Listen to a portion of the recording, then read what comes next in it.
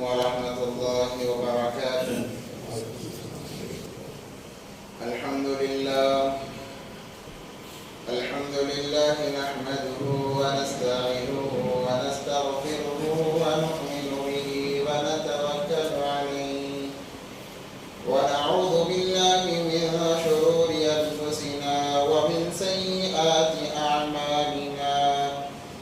من يهده الله فلا مضل له ومن يضلله فلا هادي له ونشهد أن لا إله إلا الله وحده لا شريك له ونشهد أن سيدنا ومولانا محمدا عبده ورسوله.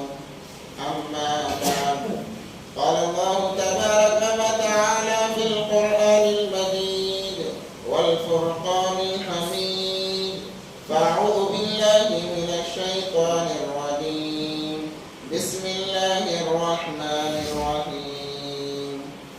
يا أيها الذين آمنوا استعينوا بالصبر والصلاة إن الله مع الصابرين.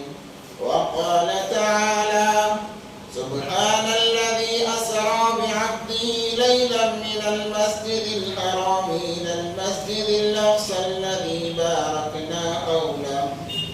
وقال الله تبارك وتعالى في مقام آخر: يا أيها الذين آمنوا إذا نودي للصلاة من يوم الجمعة فاسعوا إلى ذكر الله وذروا البيع ذلكم خير لكم إن كنتم تعلمون. فإذا قضيت الصلاة فانتشروا في الأرض وابتغوا من فضل الله واذكروا الله كثيرا لعلكم تفلحون. صدق الله العظيم. قال النبي صلى الله عليه وسلم: الصلاة عماد الدين، من أقامها أقام الدين ومن هدمها فقد هدم الدين. وقال النبي صلى الله عليه وسلم: الصلاة معراج المؤمنين، أو كما قال عليه الصلاة والسلام. اللهم صل على سيدنا مولانا محمد في أول كلامنا. اللهم صل على سيدنا مولانا محمد في أوسط كلامنا. اللهم صل على سيدنا مولانا محمد في آخر كلامنا. اللهم لك الحمد كما أنت أهله، فصل على محمد كما أنت أهله، وافعل بنا ما أنت أهله، فإنك أنت أهل التقوى وأهل المغفرة. اللهم صل على محمد كلما ذكره الذاكرون، وصل على محمد كلما غفل عن ذكره الغافلون. رب اشرح لي صدري ويسر لي أمري واحلل عقدة من لساني يفقه قولي. اللهم صل على محمد وآله ألف ألف مرة. اللهم صل على محمد وآله ألف ألف مرة. اللهم صل على محمد وآله ألف ألف مرة. محترم و معزز سامعین کرام بزرگان دین، ایک مرتبہ دل کی گہرائیوں کے ساتھ درود پاک پڑھنے: اللهم صل على سيدنا محمد وعلى آل سيدنا محمد وبارك وسلم. محترم سامعین، جیسا کہ گزشتہ ہفتے آپ حضرات نے سنا کہ اللہ تبارک و تعالیٰ نے نبی پاک صلی اللہ علیہ وسلم کو معراج پہ بلایا اور وہاں پر جنت کے نظارے کرائے گئے، جہنم کے نظارے کرائے گئے، جہنم کے عذابات کو بتایا گیا، کس انسان کے لیے کون سا عذاب ہے۔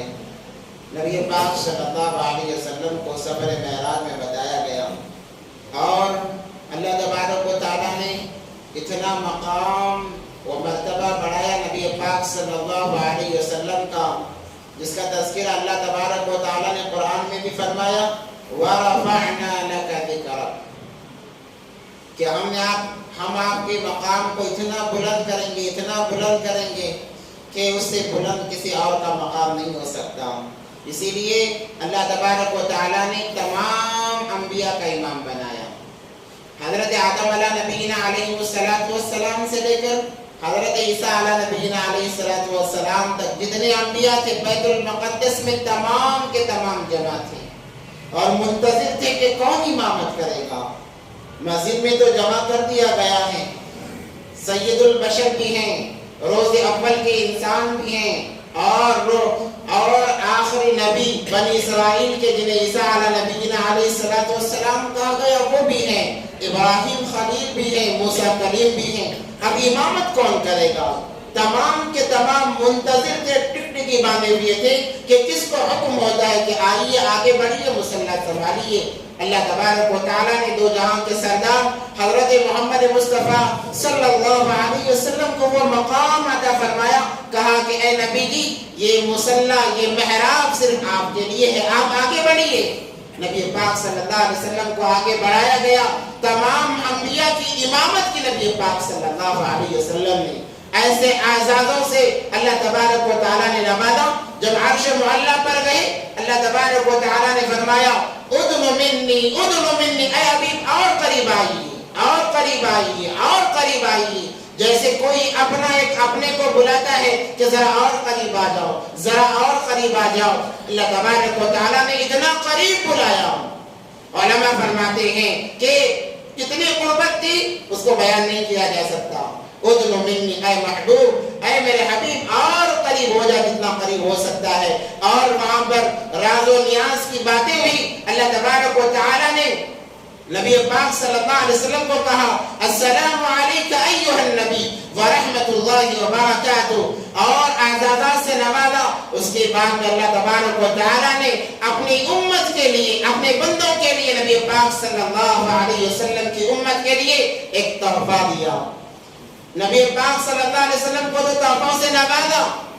ایک کتاب میں لکھا ہوا ہے اللہ کے نبی پاک صلی اللہ علیہ وسلم نے فرمایا اے اللہ تو نے موسیٰ کو کلیم بنایا, ابراہیم کو خلیل بنایا, میرے لیے کیا ہے, میرے لیے کیا مقام ہے؟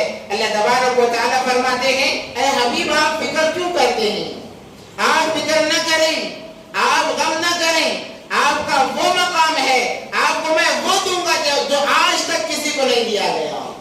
دیکھو دنیا میں 1.25 لاکھ انبیاء علیہ السلام تشریف لائے ہیں, ایک کے بعد دیگرے. جو نبی آتے ان کا کلمہ الگ ہوتا. آدم آئے لا الہ الا اللہ, آدم صفی اللہ. ابراہیم آئے لا الہ الا اللہ, ابراہیم خلیل اللہ. موسیٰ آئے لا الہ الا اللہ, موسیٰ کلیم اللہ. ہر ایک کا کلمہ تختی لگ جاتی, جب وہ نبی چلے جاتے وہ تختی گزر جاتی. ایسے ہی عیسیٰ علیہ السلام تک سلسلہ چلتا رہا.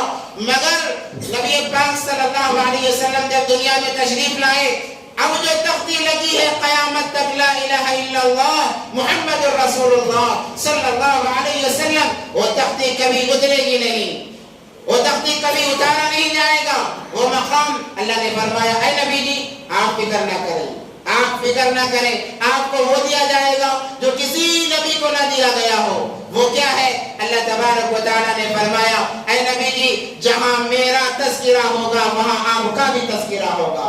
میرا تذکرہ ادھورا ہوگا جب تک آپ کا تذکرہ نہ ہو جائے. جہاں اللہ کا نام لیا جائے گا وہاں رسول اللہ صلی اللہ علیہ وسلم کا بھی نام لیا جائے گا. آپ غور فرمائیں, اذان سے لے کر السلام علیکم ورحمۃ اللہ, السلام علیکم ورحمۃ اللہ تک جہاں اللہ کی بڑائی وہاں رسول اللہ کی بڑائی ہے, جہاں اللہ کی تعریف ہے وہاں رسول اللہ کی تعریف ہے. اللہ تبارک و تعالیٰ نے وہ مقام مرتبہ عطا فرمایا ہے.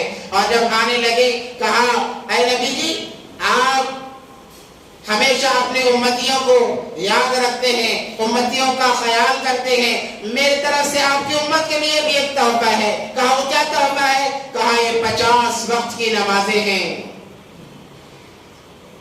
یہ تحفہ ہے نماز مسلمانوں کے لیے, ایمان والوں کے لیے, کلمہ لا الہ الا اللہ پڑھنے والوں کے لیے نماز ایک بہترین تحفہ ہے. اللہ نے فرمایا اے نبی جی یہ تحفہ دیجئے اور اپنی امتیوں کو کہہ دیجئے اس تحفے کو اپنائے رکھے۔ 50 وقت کی نمازیں عطا فرمائی۔ نبی پاک صلی اللہ علیہ وسلم نے جب سنا میری امت کے لیے تحفہ ہے، اتنا خوش ہو گئے کیونکہ اللہ تبارک و تعالیٰ نے کبھی کسی نبی سے یہ نہیں کہا کہ یہ آپ کی امت کے لیے تحفہ ہے، یہ ہدیہ ہے، کبھی نہیں کہا۔ اللہ کے نبی پاک صلی اللہ علیہ وسلم کو جب کہا گیا خوشی کی انتہا نہ رہی، کہنے لگے کیا میری امت کے لیے تحفہ ہے؟ اے اللہ مجھے قبول ہے۔ 50 وقت کی نمازیں لے کر نکلے ہیں۔ اللہ تبارک و تعالیٰ نے حضرت موسیٰ علیہ نبینا علیہ السلام سے کہا اے موسیٰ چھٹے آسمان پر جا کر کھڑے رہو اور میرے حبیب سے پوچھنا کیا ملا ہے۔ جب وہ کہیں نماز کا تحفہ 50 وقت کا تو کہنا کہ یہ زیادہ ہو جائے گا، ذرا کم کرا کے لائیں، کیونکہ چھٹے آسمان پر موسیٰ علیہ السلام کے کہنے پر نبی پاک صلی اللہ علیہ وسلم گئے ہیں دوبارہ اللہ تبارک و تعالیٰ کے پاس۔ کتابوں میں تو یہ نہیں لکھا ہے مگر موسیٰ علیہ السلام کا کھڑا ہونا اس بات کی علامت ہے، ہو سکتا ہے اللہ نے کھڑا کیا ہو، کیوں؟ اس لیے کہ دیدار ہوا ہے، ملاقات ہوئی ہے، بات ہوئی ہے، مگر جی نہیں بھرا ہے، کیونکہ اللہ اگر کسی سے محبت کرتے ہیں، اگر اللہ کسی سے سب سے زیادہ محبت کرتے ہیں تو وہ سرکار دو عالم حضرت محمد مصطفیٰ صلی اللہ علیہ وسلم سے محبت فرماتے ہیں۔ اور اللہ نے تاکید فرمائی اے میرے بندو میرے حبیب سے محبت کرو، تمہاری محبت کو ضائع نہیں کیا جائے گا، تمہاری محبت کو بیکار نہیں کیا جائے گا، تم محبت کر کے تو دیکھو ساری دنیا کو تمہارے قدموں میں لا کر ڈال دوں گا۔ وہ واقعہ میں ہمیشہ سناتا ہوں، ابو لہب کا بڑا دشمن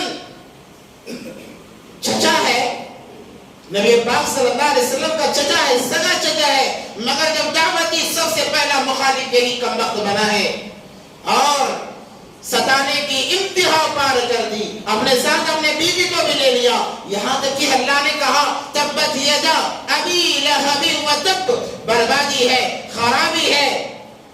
صرف اس کے خوبصورتی کی بربادی نہیں کہی بلکہ اس کے مال کی جائیداد کی بربادی، یہاں تک کہ اس کے بیوی کے لیے بھی بد دعا کی گئی ہے۔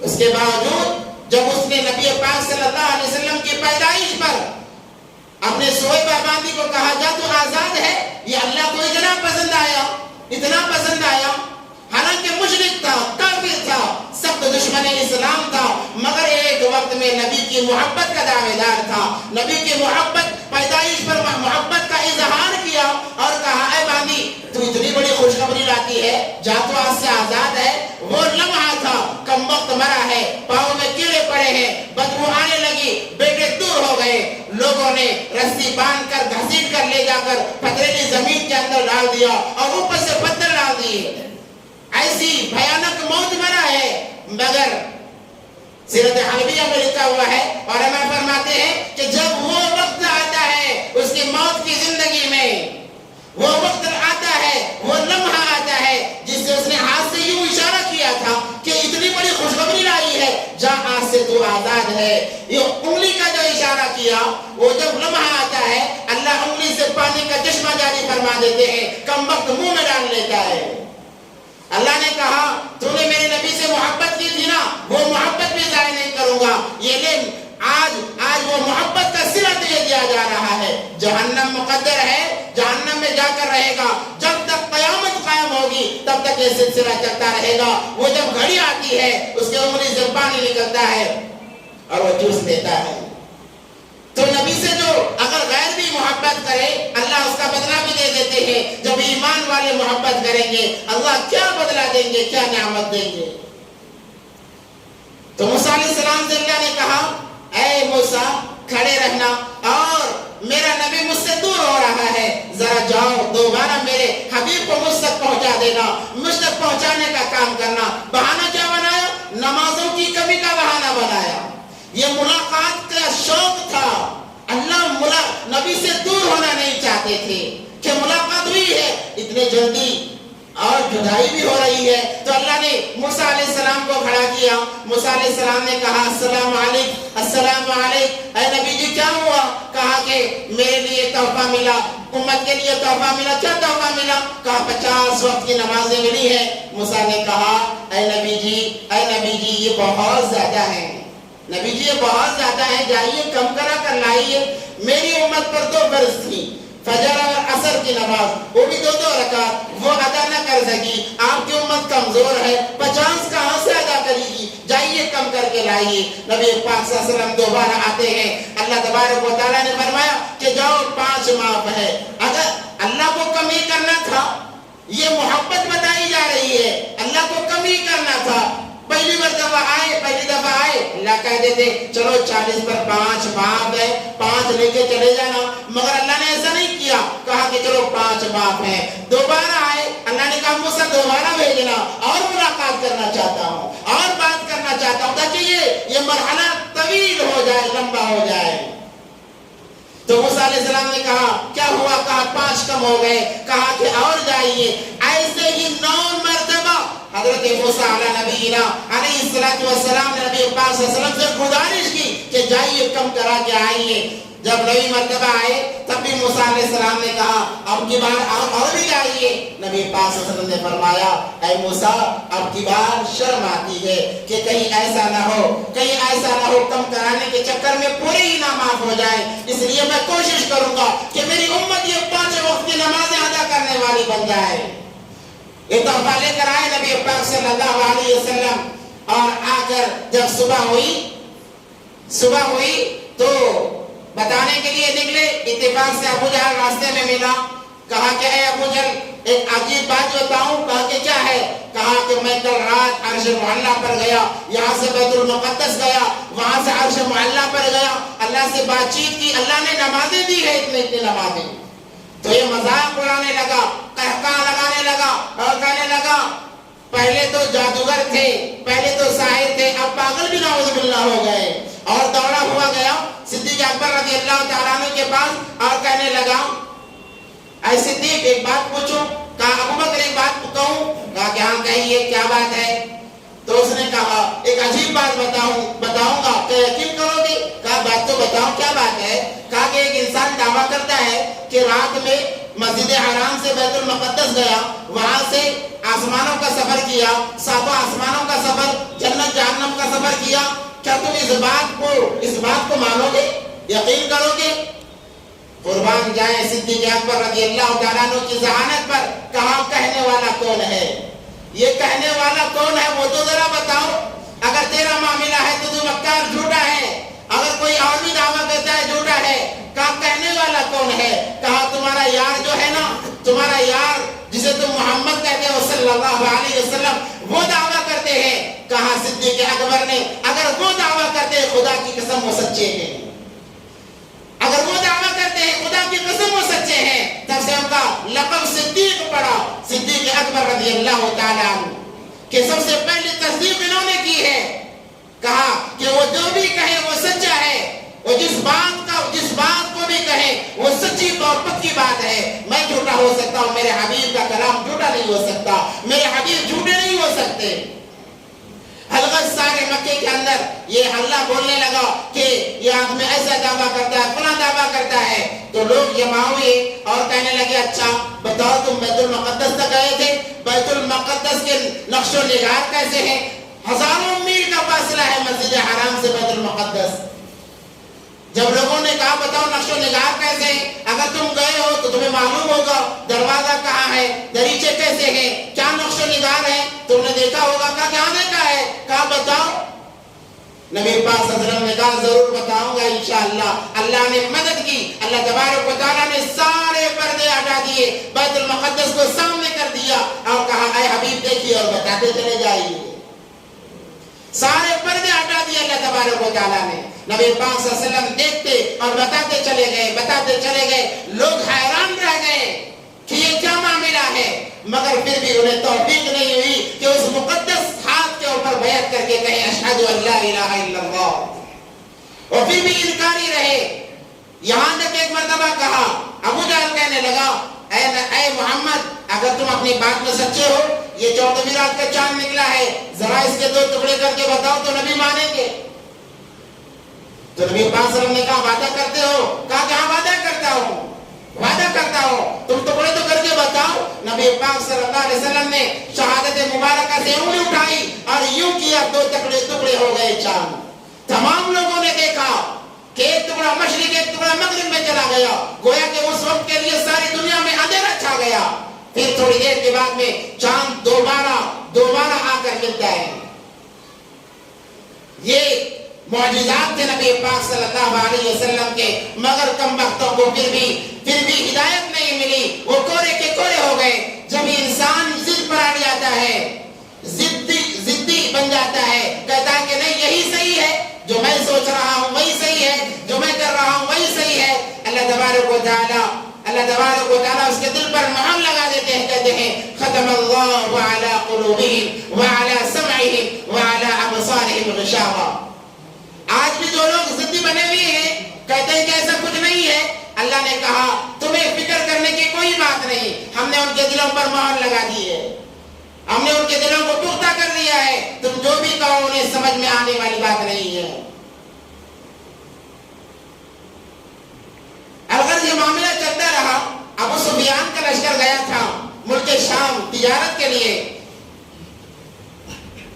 اور وہ چلتے چلتے بادشاہ ہرقل کے دربار میں پہنچے، اور ہرقل بادشاہ کے پاس نبی پاک صلی اللہ علیہ وسلم نے پیغام بھیجا تھا ایمان لانے کا، کہ تم ایمان لاؤ، تمہاری حکومت بھی سلامت رہے گی، اللہ دنیا میں بھی کامیاب کرے گا، آخرت میں بھی کامیاب کرے گا۔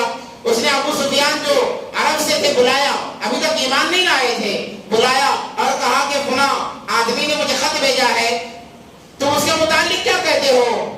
انہیں تو موقع چاہیے تھا نبی پاک صلی اللہ علیہ وسلم کو بدنام کرنے کا، ذرا موقع ہاتھ سے جانے نہیں دیتے تھے، تو اس نے کہا یہ اچھا موقع ہے، چلو محمد صلی اللہ علیہ وسلم کو بدنام کرتے ہیں۔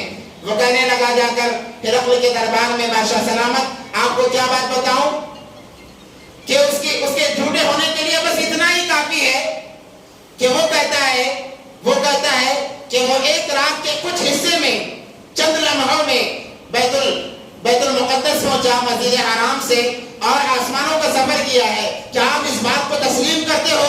جب ابو سفیان یہ بتا رہے تھے تو اس کا جو نوکر تھا، جو خادم تھا، وہ وہیں پر کھڑا ہوا تھا۔ بعض علماء نے کہا ہے کہ وہ یہودیوں کا عالم تھا جو اس کے دربار میں آیا ہوا تھا، اس نے کہا واللہ یہ سچ معاملہ ہے، واللہ یہ حقیقت ہے۔ تو بادشاہ نے کہا تمہیں کیسے پتا چلا کہ یہ حقیقت ہے؟ تو وہ کہنے لگا کہ میرے ذمہ بیت المقدس کا دروازہ ہر روز رات میں نماز کے بعد میں بند کرنے کی ذمہ داری تھی۔ میں معمول کے مطابق ایک رات دروازہ بند کرنے گیا تو دروازہ بند ہونے کے لیے تیار نہیں ہے، میں نے بہت کوشش کی، یہاں تک کہ اس وقت کے نوجوانوں کو بلایا، پہلوانوں کو بلایا اور دروازہ بند کرنا چاہا، مگر ہم ناکامیاب رہے۔ ایسا محسوس ہوتا تھا کہ بیت المقدس کا جو وزن ہے، دیواروں کا وزن، وہ بالکل دروازے پر اڑ گیا ہے، دروازہ بند ہی نہیں ہو رہا ہے۔ بہت کوشش کی، ہم ناکام رہے۔ اس کے بعد میں ذمہ داروں کو بلایا گیا، مشورہ ہوا کہ آج کی رات دروازے کو کھلا چھوڑا جائے، تو ہم نے دروازہ کھلا چھوڑ دیا۔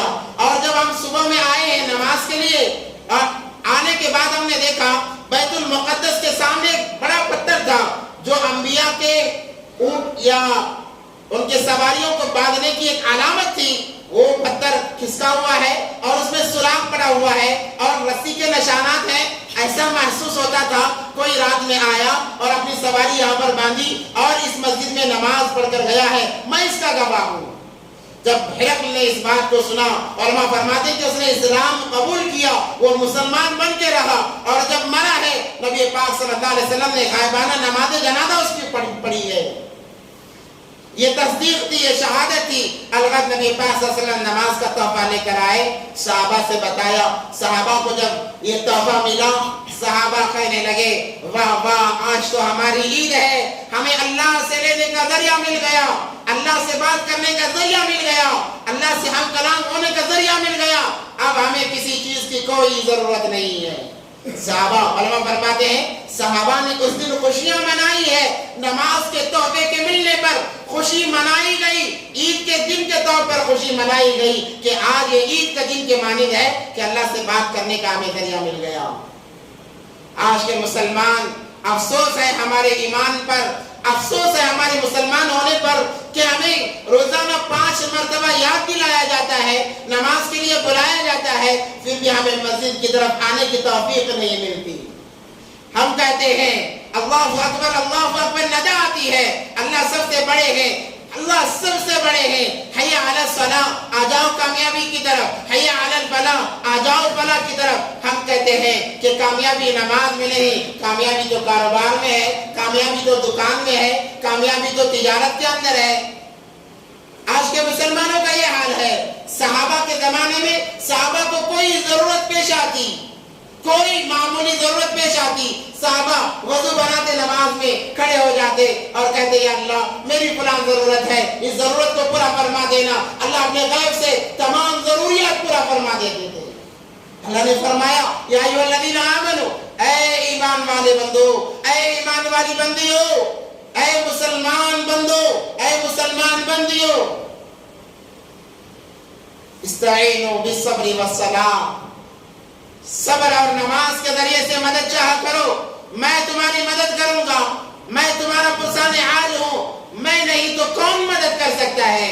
کون تمہاری فریاد رسی کر سکتا ہے؟ کون تمہاری ضرورتیں پوری کر سکتا ہے؟ اپنے بچپنے کو یاد کرو، تم محتاج تھے، تم بے بس تھے، میں نے تمہاری ضرورتوں کو پورا کیا، تمہارے کھانے کا انتظام کیا، تمہارے پانی کا انتظام کیا، تمہارے ہر ایک چیز کا میں نے انتظام کیا ہے۔ جو اللہ بچپن میں انتظام کر سکتا ہے، بیماری میں انتظام کر سکتا ہے، کیا وہ اللہ صحت میں انتظام نہیں کر سکتا؟ بڑے افسوس کی بات ہے، صحابہ نے خوشیاں منائی ہے، کہا اللہ سے اب بات کرنے کا ذریعہ ملا، کسی کی ضرورت نہیں ہے، اب کسی کی ضرورت نہیں ہے۔ ایک واقعہ کتابوں میں لکھا ہوا ہے، بعض لوگوں نے اسرائیلی روایت کی طرف اس کا اشارہ کیا ہے۔ نبی پاک صلی اللہ علیہ وسلم کے زمانے میں ایک عورت ایمان لاتی ہے، بچے کے ساتھ میں خاندان کو چھوڑ دیتی ہے۔ میں بتاؤں آپ کو، صحابہ جو مسلمان بنے یوں ہی مسلمان نہیں بنے، مسلمان بننے کے لیے اپنے بچوں کو چھوڑا ہے، اپنے بیوی کو چھوڑا ہے، جائیداد کو چھوڑا ہے، لوگوں کے مار کھائے ہیں، مسلمان بننے کے لیے، ایمان والا بننے کے لیے ہمیں تو ماں پیٹ ایمان ملا ہے۔ پیدا ہوئے لوگوں نے ایک کان میں اذان دی، ایک کان میں اقامت دے دی اور مسلمان کا نام رکھ دیا، کہا کہ تم ایمان والے ہو۔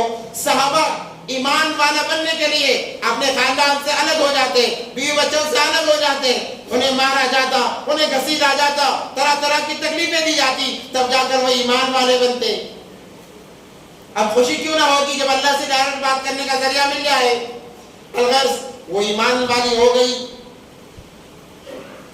نبی پاک صلی اللہ علیہ وسلم نے عورتوں میں اس کو بھیج دیا، جا کے ایمان کے جو ضروریات ہیں اس کو حاصل کر لے، اور جو بچہ تھا اس کو بچوں میں بھیج دیا تاکہ تو بھی ایمان کے مطابق جو جو چیزیں ضروری ہیں عقائد کے اعتبار سے سیکھ لے۔ اتفاق سے اس کا بچہ مر گیا،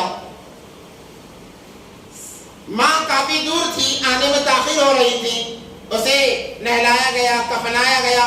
جب کفن تیار ہو گیا، ماں آئی، ماں سے کہا گیا تیرا بچہ مر چکا ہے، تیرا بچہ مر چکا ہے۔ نبی پاک صلی اللہ علیہ وسلم موجود ہیں، صحابہ موجود ہیں، ہونا تو یہ چاہیے تھا۔ وہ آ کر کہتی ہے اللہ کے نبی اکلوتا میرا بیٹا ہے، ایک ہی میرا سہارا ہے، آپ دعا کر دیجئے، آپ اللہ کے حبیب، اللہ آپ کی لاج رکھ لے گا، آپ کی بات سن لے گا، آپ کی بات کی لاج رکھی جائے گی، آپ میرے بچے کو زندہ کر دیجئے۔ نبی پاک صلی اللہ علیہ وسلم سے اس نے کچھ نہیں کہا، وہ آئی اور آ کر اپنے بچے کے پاس گئی، دیکھا اور کہا کہ میں نماز پڑھنا چاہتی ہوں۔ 2 رکعت نماز اس نے ادا کی۔ وہ کیا نماز ہوگی؟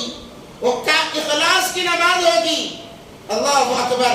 واقعی اللہ نے کہا استعینوا بالصبر والصلاۃ، نماز کے ذریعے سے مدد مانگ کر تو دیکھو، میں تمہاری ایسی ضرورتیں پورے کروں گا کہ لوگ حیران رہ جائیں گے۔ وہ کیا تاثیر کی ہوگی؟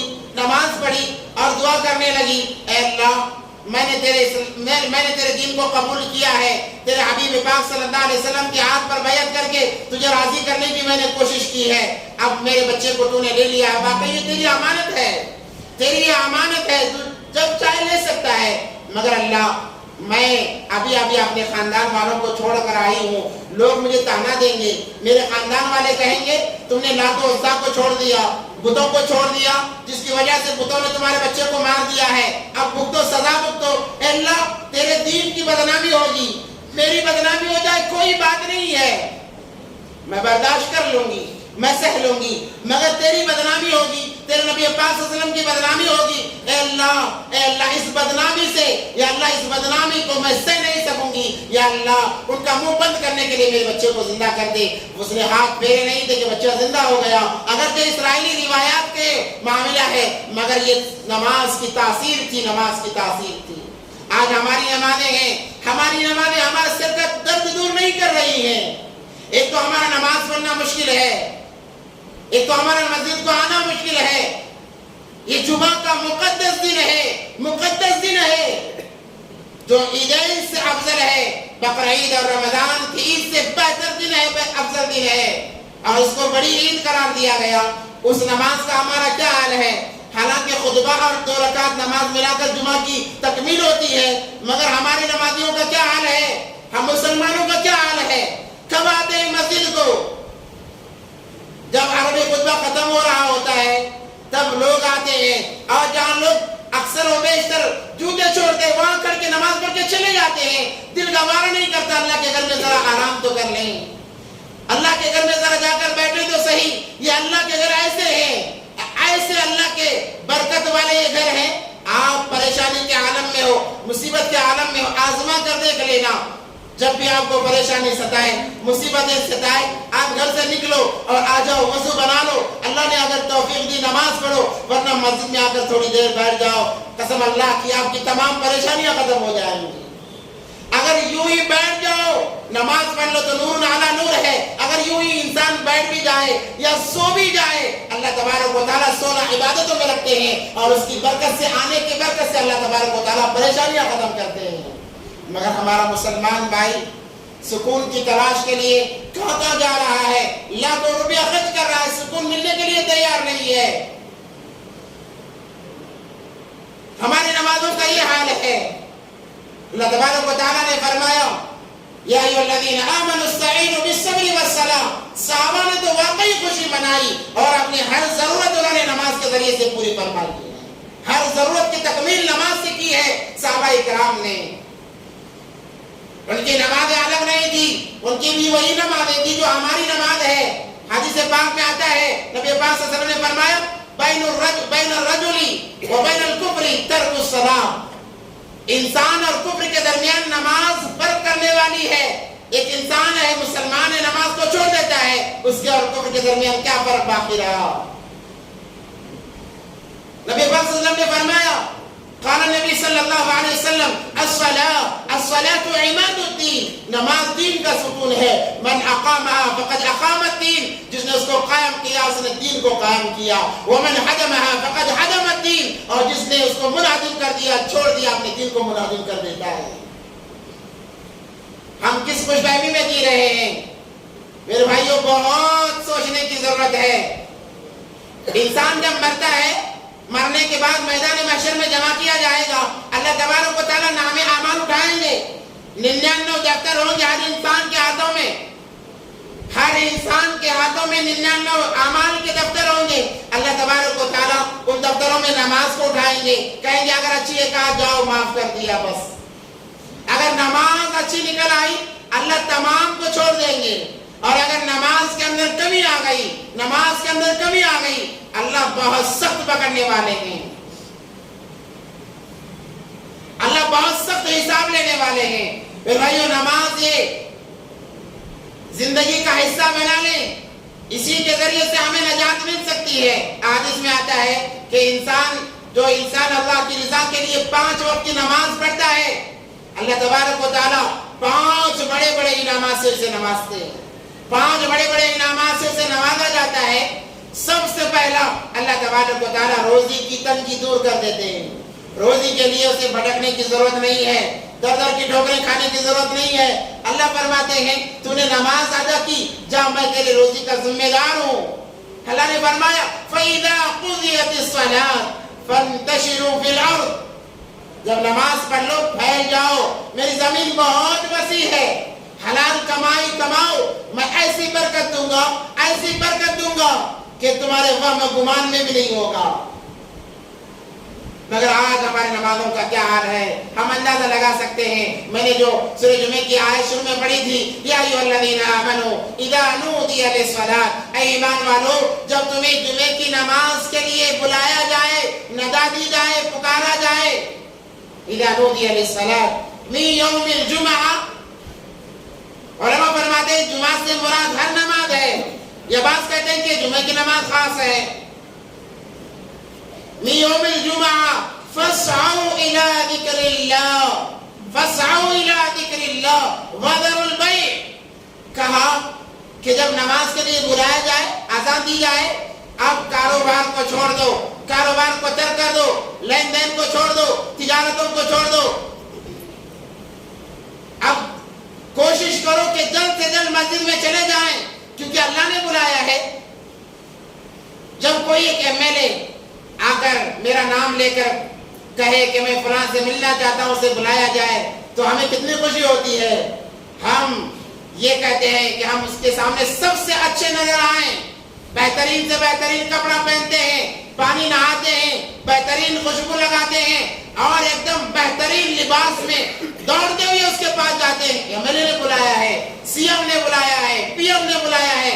اگرچہ یہ لوگ بلاتے نہیں ہیں، اگر مان لیا جائے کہ انہوں نے ہمارا نام لے کر اگر بلا دیا تو ہماری خوشی کی انتہا نہیں رہی۔ ہم کہتے ہیں کہ فلاں سی ایم نے میرا نام لے کر بلایا، فلاں ایم ایل اے نے میرا نام لیا، فلاں کونسلر نے میرا نام لیا، فلاں بڑے نے میرا نام لیا۔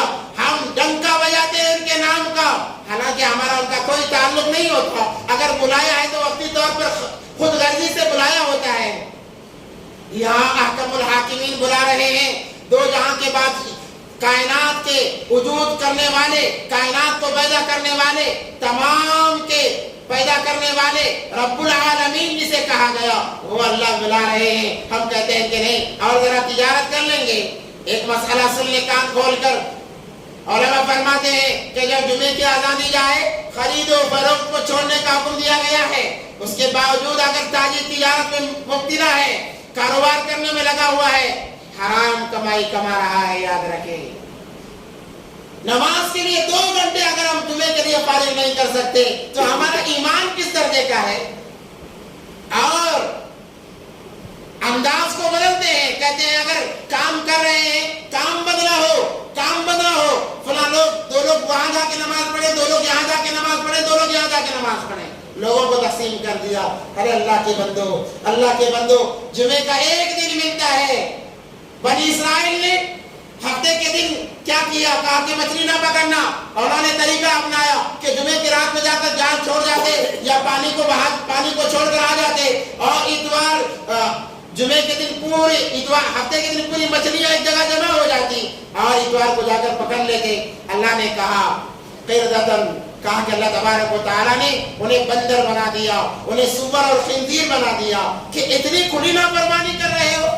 قردن خاسئین کہا قرآن کے اندر اللہ تبارک و تعالیٰ نے کہ 2 گھنٹے آپ دکان کو بند کر دو، تجارت کو بند کر دو، کیا ہونے والا ہے؟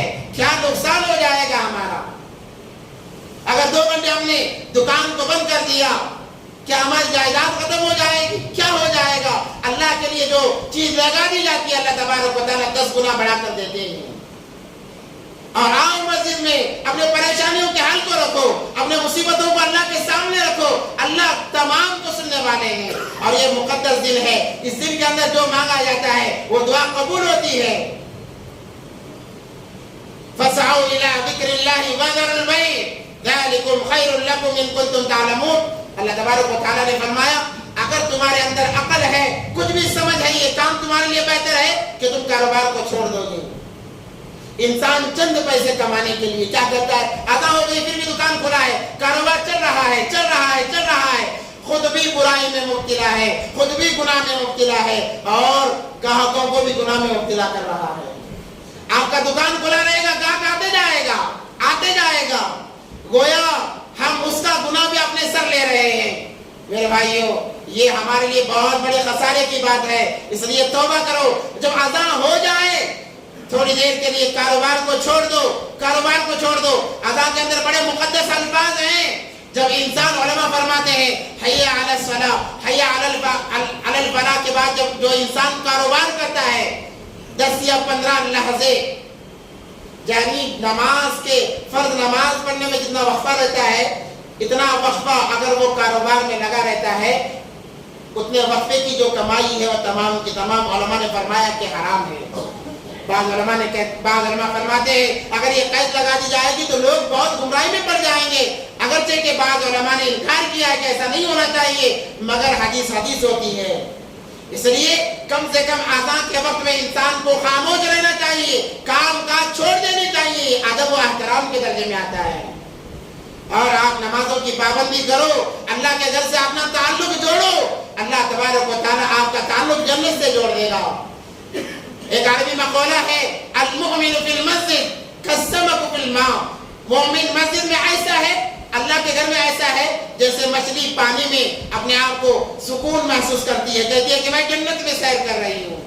اور کہا الفاسق والفاجر فی المسجد کالطائر فی القفص، اور فاسق کے لیے مسجد ایسی ہے جیسے کہ پرندے کے لیے پنجرا ہوتا ہے، پرندہ پنجرے میں ہمیشہ بڑبڑا رہتا ہے، اس کی چاہت ہمیشہ یہی ہوتی ہے کہ کب دروازہ کھل جائے میں یہاں سے نکل جاؤں، بھاگ جاؤں۔ ہم ایسے نہ بنے، مسجد میں تھوڑا وقت گزاریں۔ آپ دیکھیں گے جیسے ہی نماز کے لیے نماز ختم ہوئی سلام پھیرا، دوسرا سلام پھیرنے کی دیر نہیں کہ گیٹ پر کھل ہو جاتے ہیں نکلنے کے لیے۔ میرے بھائیوں، جمعے میں ایک مرتبہ آتے ہو، ذرا زیادہ وقت لے کر آؤ، اللہ آپ کے وقت کو ضائع نہیں کرے گا۔ دو نفل پڑھ لو، 2 سنتیں پڑھ لو۔ ہم اللہ پر احسان نہیں کر رہے بلکہ اپنے آپ پر احسان کر رہے ہیں۔ اللہ فرماتے ہیں اگر قبر کا اندھیرا دور کرنا چاہتا ہے، تاریکی دور کرنا چاہتا ہے، نمازوں کو لے کر آؤ، تیری نمازوں کی برکت سے قبر کا اندھیرا دور ہو جائے گا۔ اگر نمازوں کے بغیر آتا ہے تو تیری قبر کی وحشت ویسی کی ویسی باقی رہے گی۔ اللہ نے دنیا اور آخرت کی کامیابی نماز میں رکھی ہے، نماز میں رکھی ہے۔ 5 انعامات میں سب سے پہلا انعام جو ہے وہ روزی کا مسئلہ اللہ حل کر دیتے ہیں، اور دوسرا انعام قبر کا مسئلہ حل کر دیتے ہیں، تیسرا انعام صراط کی وحشت کو دور کر دیتے ہیں، چوتھا انعام میدان محشر کی تمام تکالیف کو دور کر دیتے ہیں، 5واں انعام اللہ تبارک و تعالیٰ جنت مقدر کرتے ہیں، جنت مقدر کرتے ہیں۔ میرے بھائیوں، نمازوں کو اپناؤ۔ نبی پاک صلی اللہ علیہ وسلم نے فرمایا الصلاۃ معراج المؤمنین، نماز مومنوں کی معراج ہے۔ اسی لیے تکبیر تحریمہ کے اندر بڑی بہترین بات ہے کہ علماء فرماتے ہیں جب نیت باندھو تو اطمینان سے یوں ہاتھ چھوڑے رکھو اور تکبیر کہو اللہ اکبر، یہ دل میں خیال ہو یا اللہ تو نے بلایا ہے میں آیا ہوں، اور لے یا اللہ تیرے لیے میں ساری دنیا کو پیچھے چھوڑ رہا ہوں، تیرے لیے میں ساری دنیا کو پیچھے چھوڑ رہا ہوں، اللہ اکبر کہتے ہوئے یہ دل میں ارادہ رکھو یا اللہ بیوی بچے کاروبار تجارت تیرے لیے میں سب کچھ چھوڑ رہا ہوں۔ یوں کہہ کے نماز نیت باندھ لو اور یہ سوچو کہ اب میں اللہ سے بات کر رہا ہوں، اللہ سے کلام کر رہا ہوں۔ آپ کی نماز مکمل ہونے سے پہلے اللہ جنت کا پروانہ دے دیں گے، اللہ آپ کا بیڑا پار کر دیں گے، اللہ آپ کو کامیابی ایسے دیں گے کہ آپ سوچ بھی نہیں سکتے۔ اور اس کے علاوہ نمازوں کو چھوڑ کر جائیں گے میرے بھائیوں، قبر کے سوالات بڑے سخت ہیں، میدان محشر کے بڑے حالات بڑے سخت ہیں، اللہ تمام کی حفاظت فرمائے۔ نبی پاک صلی اللہ علیہ وسلم اس کے بعد میں معراج کے آنے کے بعد میں خطوط کا سلسلہ شروع کرتے ہیں دعوت کے لیے، اور ہر جگہ خطوط بھیجتے ہیں۔ مکہ والوں نے جب دیکھا کہ ان کی تو دعوت بڑھتی جا رہی ہے، ایک سازش کی ایک گھر میں جسے دار الندوہ کہتے ہیں، اس گھر میں تمام لوگ جمع ہوئے، بڑے بڑے سردار، اور وہاں پر ایک خفیہ میٹنگ ہوئی۔ کیا میٹنگ ہوئی؟ نبی پاک صلی اللہ علیہ وسلم کو مارنے کی، اور وہ کیسا مارنے کا منصوبہ بنایا۔ اس کے بعد نبی پاک صلی اللہ علیہ وسلم کو اللہ نے ہجرت کا موقع دیا، کہا کہ آپ ہجرت کیجئے، اور اس میں کیا مراحل پیش آئے، ہجرت سے پہلے مکے میں کیا حالات آئے، نبی پاک صلی اللہ علیہ وسلم نے کیسے ہجرت کی، اور ان کے ساتھ کون کون صحابہ ساتھ میں تھے۔ انشاءاللہ اگر موقع ملا آئندہ جمعہ بیان کیا جائے گا۔ وآخر دعوانا الحمدللہ رب العالمین۔